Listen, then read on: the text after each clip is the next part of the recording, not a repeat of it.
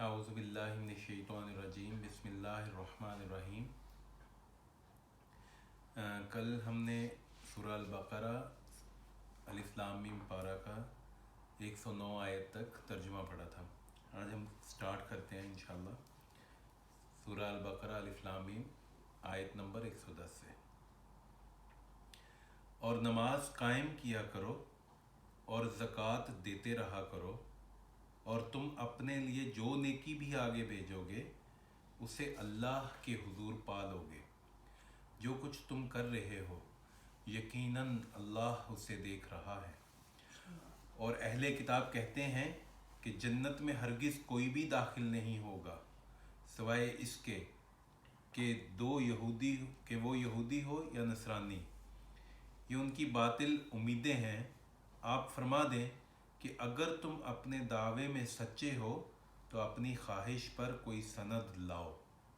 हाँ, जिसने अपना चेहरा अल्लाह के लिए झुका दिया, यानी ख़ुद को अल्लाह के सुपुर्द कर दिया, और वो साहिब एहसान हो गया, तो उसके लिए उसका अजर उसके रब के हाँ है। और ऐसे लोगों पर ना कोई खौफ होगा और ना वो रंजीदा होंगे। और यहूद कहते हैं कि नसरानियों की बुनियाद किसी शय यानी सही अकीदे पर नहीं, और नसरानी कहते हैं कि यहूदियों की बुनियाद किसी शय पर नहीं, हालांकि वो सब अल्लाह की नाज़िल करदा किताब पढ़ते हैं। इसी तरह वो मुशरिक लोग जिनके पास सिरे से कोई आसमानी इल्म ही नहीं, वो भी इन्हीं जैसी बात करते हैं। बस अल्लाह उनके दरमियान क़यामत के दिन इस मामले में खुद ही फ़ैसला फरमा देगा जिसमें वो इख्तलाफ करते रहते हैं। और इस शख्स से बढ़कर कौन जालिम होगा जो अल्लाह की मस्जिदों में उसके नाम का जिक्र किए जाने से रोक दे और इन्हें वीरान करने की कोशिश करे। इन्हें ऐसा करना मुनासिब न था कि मस्जिदों में दाखिल होते मगर डरते हुए। उनके लिए दुनिया में भी ज़िल्लत है और उनके लिए आखिरत में भी बड़ा अज़ाब है। और मशरिक़ व मग़रिब सब अल्लाह ही का है, बस तुम जिधर भी रुख करो इधर ही अल्लाह की तवज्जो है, यानी हर सिमत ही अल्लाह की ज़ात जलवागर है। बेशक अल्लाह बड़ी वसअत वाला सब कुछ जानने वाला है। और वो कहते हैं अल्लाह ने अपने लिए औलाद बनाई है, हालांकि वो इससे पाक है, बल्कि जो कुछ आसमान और ज़मीन में है सब उसी की खल्क और मिल्क है, और सब के सब उसके फरमा बरदार हैं। वही आसमानों और ज़मीन को वजूद में लाने वाला है, और जब किसी चीज़ के ईजाद का फ़ैसला फरमा लेता है तो फिर उसको सिर्फ यही फरमाता है कि तू हो जा, बस वो हो जाती है।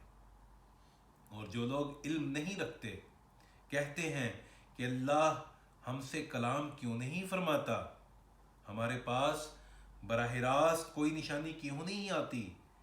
इसी तरह उनसे पहले लोगों ने भी इन्हीं जैसी बात कही थी।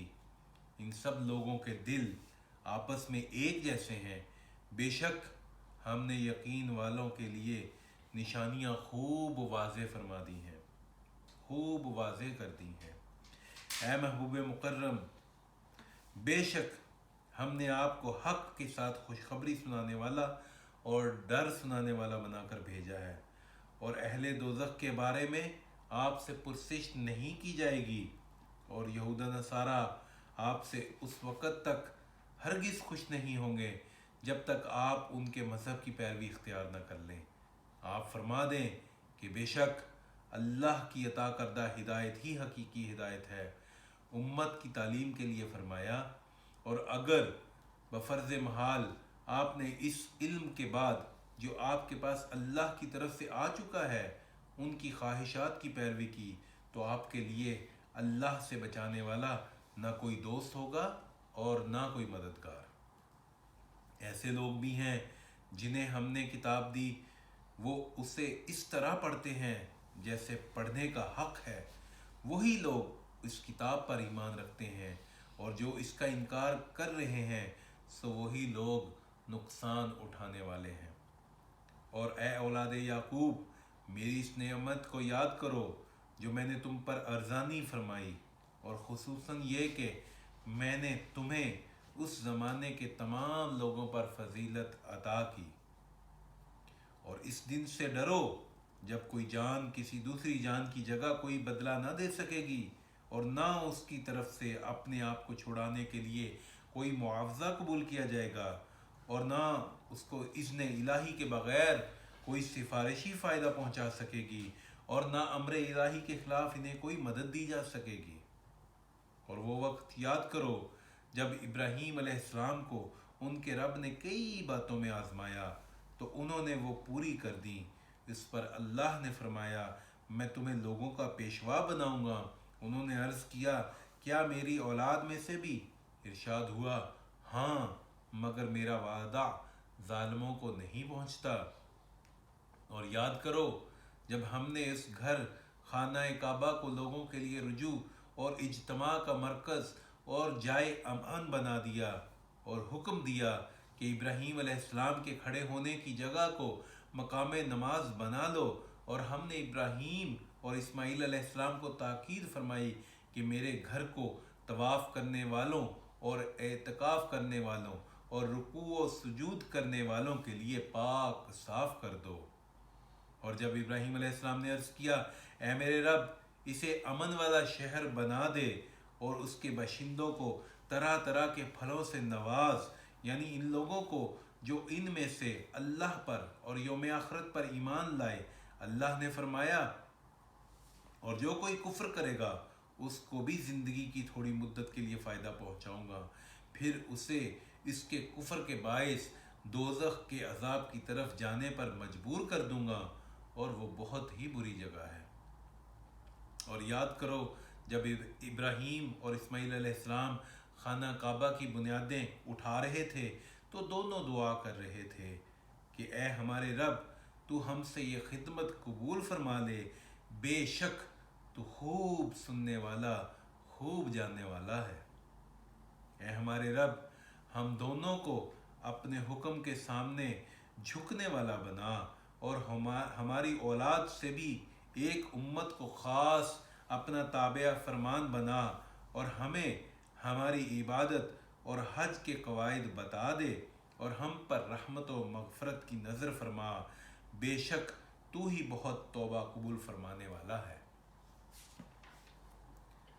اے ہمارے رب انہی میں سے وہ آخری اور برگزیدہ رسول صلی اللہ علیہ وآلہ وسلم مبعوث فرما جو ان پر تیری آیتیں تلاوت فرمائے اور انہیں کتاب اور حکمت کی تعلیم دے کر دانائے راز بنا دے، اور ان کے نفوس و قلوب کو خوب پاک صاف کر دے، بے شک تو ہی غالب حکمت والا ہے۔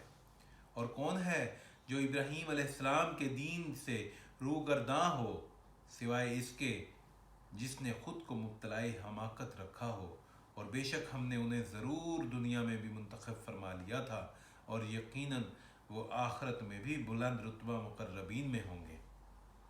اور جب ان کے رب نے ان سے فرمایا میرے سامنے گردن جھکا دو تو عرض کرنے لگے میں نے سارے جہانوں کے رب کے سامنے سر تسلیم خم کر دیا۔ اور ابراہیم علیہ السلام نے اپنے بیٹوں کو اسی بات کی وصیت کی، اور یعقوب علیہ السلام نے بھی یہی کہا اے میرے لڑکو بے شک اللہ نے تمہارے لیے یہی دین یعنی اسلام پسند فرمایا ہے، سو تم بہر صورت مسلمان رہتے ہوئے ہی مرنا۔ کیا تم اس وقت حاضر تھے جب یعقوب علیہ السلام کو موت آئی، جب انہوں نے اپنے بیٹوں سے پوچھا تم میرے انتقال کے بعد کس کی عبادت کرو گے؟ تو انہوں نے کہا ہم آپ کے معبود اور آپ کے باپ دادا ابراہیم اور اسماعیل اور اسحاق علیہ السلام کے معبود کی عبادت کریں گے جو معبود یکتا ہے، اور ہم سب اسی کے فرما بردار رہیں گے۔ وہ ایک امت تھی جو گزر چکی، ان کے لیے وہی کچھ ہوگا جو انہوں نے کمایا، اور تمہارے لیے وہ ہوگا جو تم کماؤ گے، اور تم سے ان کے اعمال کی باز پرس نہ کی جا سکے گی۔ اور اہل کتاب کہتے ہیں یہودی یا نصرانی ہو جاؤ ہدایت پا جاؤ گے، آپ فرما دیں کہ نہیں، بلکہ ہم تو اس ابراہیم علیہ السلام کا دین اختیار کیے ہوئے ہیں جو ہر باطل سے جدا صرف اللہ کی طرف متوجہ تھے اور وہ مشرکوں میں سے نہ تھے۔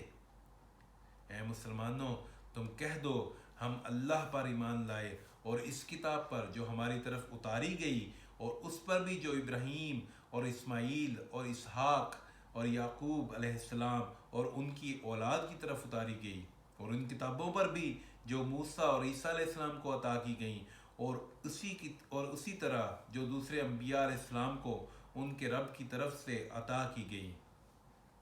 ہم ان میں سے کسی ایک پر بھی ایمان میں فرق نہیں کرتے، اور ہم اسی معبود واحد کے فرما بردار ہیں۔ پھر اگر وہ بھی اسی طرح ایمان لائیں جیسے تم اس پر ایمان لائے ہو تو وہ واقعی ہدایت پا جائیں گے، اور اگر وہ منہ پھیر لیں تو سمجھ لیں کہ وہ محض مخالفت میں ہیں۔ بس اب اللہ آپ کو ان کے شر سے بچانے کے لیے کافی ہوگا، اور وہ خوب سننے والا جاننے والا ہے۔ کہہ دو ہم اللہ کے رنگ میں رنگے گئے ہیں، اور کس کا رنگ اللہ کے رنگ سے بہتر ہے، اور ہم تو اسی کے عبادت گزار ہیں۔ فرما دیں کیا تم اللہ کے بارے میں ہم سے جھگڑا کرتے ہو، حالانکہ وہ ہمارا بھی رب ہے اور تمہارا بھی رب ہے، اور ہمارے لیے ہمارے اعمال اور تمہارے لیے تمہارے اعمال، اور ہم تو خالصتاً اسی کے ہو چکے ہیں۔ اور اے اہل کتاب، کیا تم یہ کہتے ہو کہ ابراہیم اور اسماعیل اور اسحاق اور یعقوب علیہ السلام اور ان کے بیٹے یہودی یا نصرانی تھے؟ فرما دیں کیا تم زیادہ جانتے ہو، یا اللہ اور اس سے بڑھ کر ظالم کون ہوگا؟ جو اس گواہی کو چھپائے جو اس کے پاس اللہ کی طرف سے کتاب میں موجود ہیں، اور اللہ تمہارے کاموں سے بے خبر نہیں ہے۔ وہ ایک جماعت تھی جو گزر چکی، جو اس نے کمایا وہ اس کے لیے تھا، اور جو تم کماؤ گے وہ تمہارے لیے ہوگا، اور تم سے ان کے اعمال کی نسبت نہیں پوچھا جائے گا۔ آج ہم نے سورہ البقرہ کی آیت نمبر 109 سے 141 141 تک قرآن پاک کا ترجمہ کیا عرفان القرآن سے، اور پہلا پارہ آج ختم ہو گیا ہمارا۔ اللہ تعالی ہمیں قرآن پاک کے فیوض و برکات حاصل کرنے کی توفیق عطا فرمائے۔ وما علینا الا البلاغ۔ السلام علیکم ورحمۃ اللہ وبرکاتہ۔